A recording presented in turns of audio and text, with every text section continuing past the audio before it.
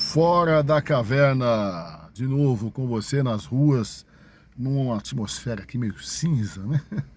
Esse outono que sai o sol, fechou, a gente andou postando algumas coisas nas nossas redes aí, eu queria que vocês vissem no Instagram, as nossas postagens do Caverna do Xandão. Eu fiz um vídeo hoje que, por não sei que cargas d'água, ele só tá com o áudio lá, eu vou falar de novo aqui, para deixar registrado para vocês essa nossa análise em cima de uma postagem que está lá no nosso Stories. Essa postagem mostra um aumento dos jovens que não têm religião frente aos que se dizem católicos ou evangélicos. Então, eu reputei isso daí a uma falência, né, do discurso, um esgotamento do discurso. Não é que faliu, ele esgotou, chegou no seu limite, o discurso fundamentalista cristão. Essa é a primeira coisa. Então, a proporção de jovens que têm alguma fé, a gente pode chamar de agnósticos, não são necessariamente ateus, mas não se dizem, né, exatamente evangélicos ou católicos, hoje é maior entre os jovens do que os que são exatamente evangélicos ou católicos. Entendendo que as famílias nas cidades, principalmente nas periferias, são predominantemente cristãs, acredito eu, na sua maioria já evangélicas, e as crianças estão nascendo, né, nesse meio e já estão começando a rever, né, essa formação. Isso é uma coisa. Então, o discurso não está mais entrando. É isso que eu quero que vocês entendam, tá? As pessoas estão se afastando do discurso porque o discurso, essa é a minha tese, o discurso é fundamentalista. Não é porque o discurso é cristão, tá?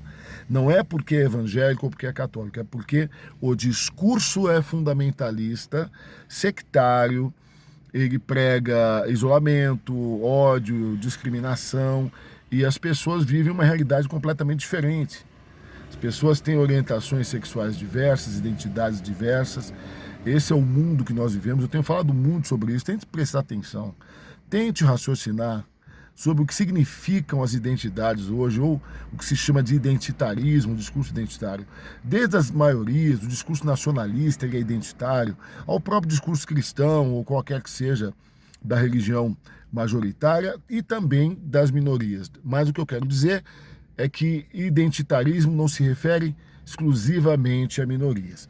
Isso entendido, isto posto, vamos à análise agora dos reflexos políticos disso. Então eu tenho colocado para todo mundo, em cima das últimas pesquisas, o seguinte: saíram 1 quilo de pesquisas em uma semana aí, são muitas pesquisas, mas todas elas apontam uma coisa. As intenções de voto no líder, o ex-presidente Lula, elas não mudam há, sei lá, 8 meses. E, entendeu? Então, 8 meses, desde setembro, mais ou menos, pelo menos, né, ou 6 meses, as intenções estão em torno de 40%, pouco mais, pouco menos, para o primeiro colocado aí das intenções de voto.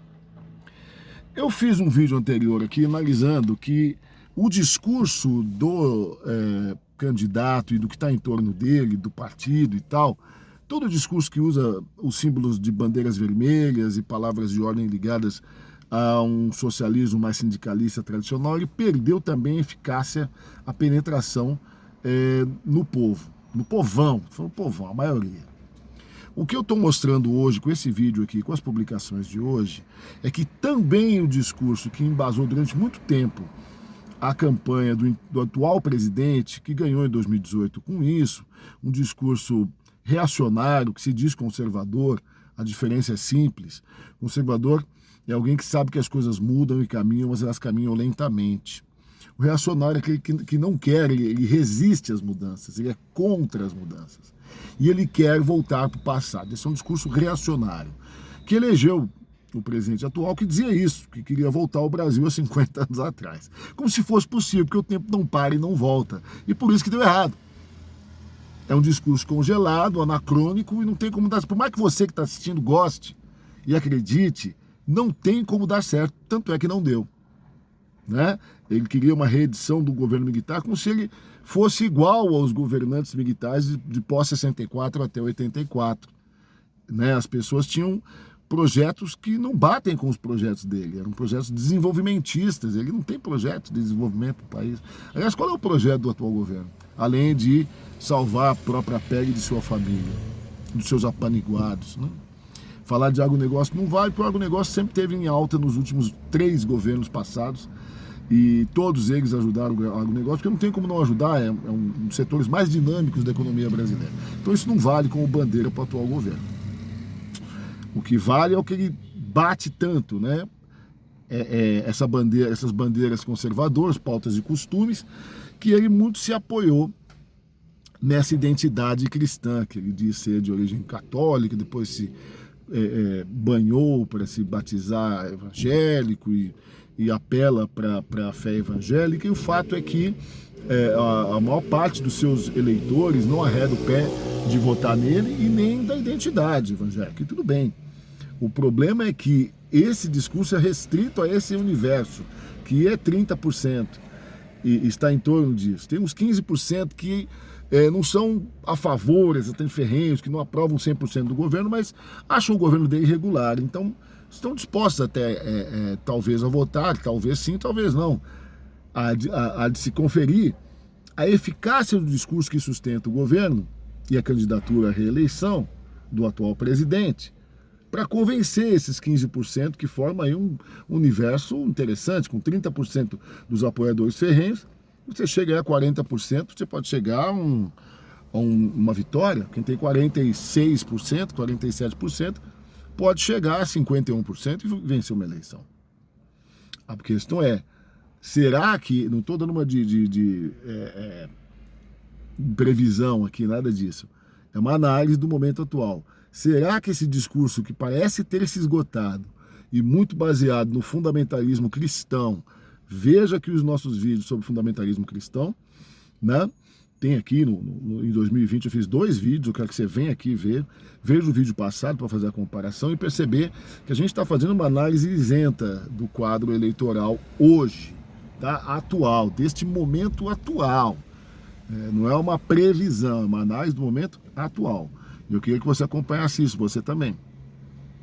Olhando nessa perspectiva, não parece haver condições dessa candidatura conquistar mais votos. Nem desses 15 que estão em cima do muro, 15% que avaliam o governo atual como razoável. Nem dos outros que estão indecisos, que tem uma parcela muito grande ainda. Agora, na candidatura do seu opositor, de qualquer um dos seus opositores, não tem tanta convicção assim, mas tem uma coisa que a gente já falou nas eleições de 2020 nos Estados Unidos. O que elegeu Joe Biden não foram os olhos azuis dele, nem a simpatia, nem a eloquência, muito menos a beleza ou a juventude que ele não tem. Foi a vontade de tirar Trump da cadeira. É preciso admitir isso, entender isso. E não dá para explicar o fenômeno do neoconservadorismo brasileiro que elegeu Bolsonaro sem pensar no trumpismo. Então foi a vitória em 2016 que alimentou todo o movimento que chegou a 2018. Então não se chegou do nada, nada vem do nada, na política, na sociologia, na história. As coisas acontecem em processos. E esse processo de 2016 a 2018 foi de uma ascensão desse discurso que eu estou dizendo hoje, neste vídeo aqui, que chegou no seu limite e não convence mais. Então as pessoas estão preferindo votar contra esse discurso que acaba indo contra o seu modo de vida, o seu dia a dia. As pessoas têm uma tolerância muito maior do que o discurso fundamentalista prega, e esse discurso sustenta, insisto, o grupo que está no poder, que fala em nome de uma maioria que ele não tem. Né? O povo não pensa como o presidente mais. Até 2016...